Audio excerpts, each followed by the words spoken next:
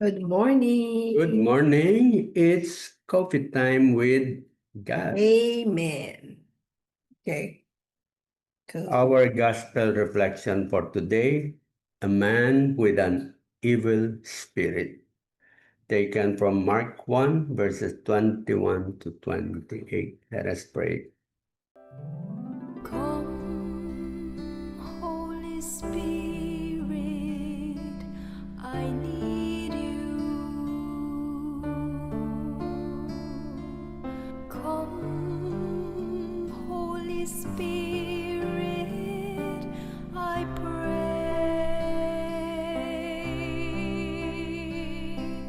Come with your strength and your power. Come in your own special way. A reading from the Holy Gospel according to Mark. Jesus came to Capernaum with his followers, and on the Sabbath he entered the synagogue and taught.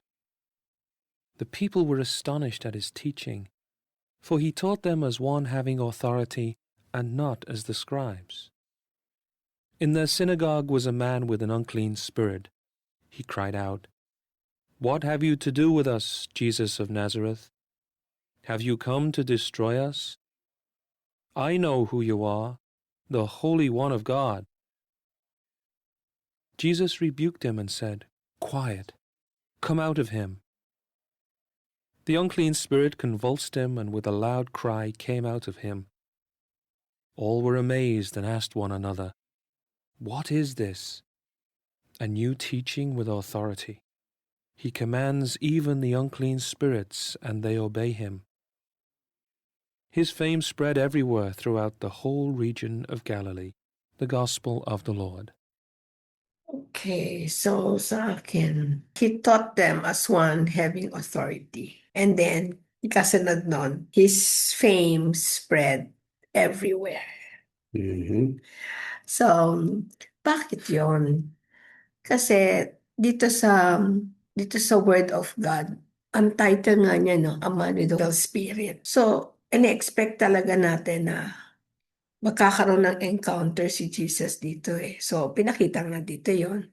And then, yung sinabi niya na the people were astonished with his teaching. Kasi, ibig sabihin, there is something in Jesus na parang kakaiba talaga.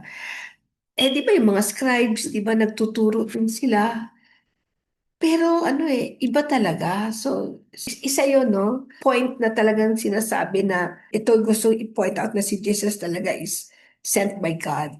So, pinapakita talaga dito yung power niya, yung uniqueness niya, di ba, as a person. So, yun, isa yun. And then, yung huli naman, is ito naman yung parang sinasabi dito yung anything na may ginawa kang especially no, yung parang kakaiba. Dito eh, yung kakaiba yung ginawa niya para kay God. No? Si God yun na nakikita. So talagang kakalat at kakalat. So hindi ibig sabihin na hanggang dun lang yun. No? So mamaya sa message na mas may explain siguro yan. Amen. Parang ang sa reflection mo, lumalabas pagka ikaw ay gumagawa ng bagay, that means you have the power na nanggagaling sa ating Panginoon, sa Diyos, sa Diyos. Kaya siguradong overcome lahat yun, kakayanin. Kapareho nito dito na yung evil spirit ay sumusunod din sa kanya. Yeah. At pagka ginawa niya yun, ah, talagang kakalat yun. And that is part of yung evangelization talaga. Okay, sa akin naman, actually, andun din ako new teaching with authority. At dito kasi ang ginamit niya yung talagang hirap yung ibang tao na kalabanin niyang evil spirit. Di ba? So yan yung siguro ang ginamit ng ating Panginoong Jesus para ipakita yung authority na galing sa aking Ama is more powerful than any strong na opposition doon sa kanyang mission na ginagawa. So yun, dahil doon, siyempre, nagkaroon ng yung tagasunod ang ating Panginoon. Dumami ang tagasunod because parang wala nang ibang makatatalo pa sa ating Diyos. Yan ang na pick up ko rito. So, yung word na authority is very Teaching with important. authority. Kasi pag sinabing authority, meron ka talagang Yeah. yung wala kang takot, Mm. tapos, at saka nakikita talaga yun sa iyo eh. Yeah. Di ba? Parang hindi ka nagdududa with conviction. Yeah. Okay, so sa akin naman, kaya ang parang naging message na gustong parating sa atin is yung dito, no? Unang-una. Sa atin. Oo, kaya pala ang naging message, yung authority ni Jesus. Mm. Now, since we have decided to follow the Lord, diba? So, ibig sabihin, we journey with Him. So, pwedeng yung authority, ibigay din sa atin when we evangelize. Ang nararamdaman ko, no, na sa atin na lang, yung feeling kong authority, hindi actually yung authority na parang, ano kay boss ka, hindi yung authority, yung conviction. And we are only given this authority na namamanifest because we have experienced it in our lives. No? Kasi pagka nag-e-evangelize ka, mahirap pag hindi nangyari sa'yo. So lahat po ng sinasabi namin dito ay nangyari po sa buhay namin. Simula sa paghihirap, simula sa physical and emotional and material, lahat po ng mga ayaw ng tao mangyari sa buhay niya, nangyari po sa amin. And now that we are here, gusto po namin sabihin na with authority, no, with conviction, na if we really hang on to the Lord, in spite of all those difficulties na sinasabi ng tao, kawawa ka naman, di ba ganon? Ginamit lang po yon ni Lord, no? Para masabi sa inyo na kasama sa buhay natin yon. Kasi in the end, when we realize God's presence in our lives at sinurrender na po natin yung buhay natin sa Kanya. Kasi when you say surrendering your life to God, ibig sabihin, Lord, ikaw na ang bahala. I will do my best, no? I will, like ako, I did my best to study, no? Pero mo, 10 taon ako nag-aral, no? I did my best. Ang daming beses ako nag-take ng board. Wala. Sa tingin ng tao ay bagsak. Wala. Bobo, parang ganun. But I don't feel that. Ba't ko ikukwento kung masama ang loob ko? Siguro nung umpisa, dahil hindi ko pa nakita ang Panginoon. Pero habang tumatagal, na-realize ko na may mga pangyayari kung bakit nangyari yun. Unang-una, di ba? Ngayon na-realize ko na, naku, natuloy pala ako doon. Parang hindi ko kaya maging doktor. Kasi parang kailangan nandun ako lagi. Pagkatapos parang hindi ko kayang tignan yung lalo na pagka mag-anak, hindi ko kayang tignan na naghihingalo. No, pagkatapos um, parang parang hindi ko kaya nung ngayon ko lang na-realize, pero noon pinipilit ko. Pero si Lord alam. Pagkatapos kung natuloy din ako nun, hindi po ako hindi ko mapapangasawa yung asawa ko ngayon. Dahil sa simbahan po kami nagkita habang inaantay ko po yung resulta ng board. Ang pinakamagandang nangyari ay nagagamit ko to doon sa mga tao na parang nagiging hopeless sila sa career nila, nagiging hopeless sila sa ambisyon nila. Kasi nung binigay ko kay sige Lord, tanggap ko na hindi na ako magtutuloy ng karir ko. Alam niyo nung sinabi ko yun, at dapat talaga totoong tinanggap mo. Para pong nawala, parang baliwala na sa akin. Naging, yun na yung way ko to evangelize. No, to say that si God, pag may nangyayari sa buhay mo hindi maganda, meron siyang plano na mas maganda para sa iyo. Yun na nga yung buhay ko ngayon. No, kaya nga pag tinanong Sister Melo, pag inulit ba yung buhay mo, pag take ka pa ulit ba ng medicine, kahit na alam mo na yan ang mangyari, ay oo, kasi ang ending masaya. Masaya ako Di ba? So, malay mo, hindi ko alam kung nakapasa nga ako. Ano ako ngayon? Baka iba yun ang pangasawa ko o hindi ako ng pangasawa. Ngayon, may mga anak ako.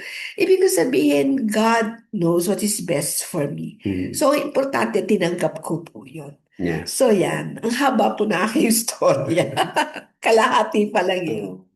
Ang naalala ko lang kasi, yung pagka tayo ay gumagabay, nag-a-accompany sa mag-asawa. Minsan lagi ko naririnig, tao lang kasi tayo. Now that means, maraming tao ginagamit yung dahilan na yon so that they can sin.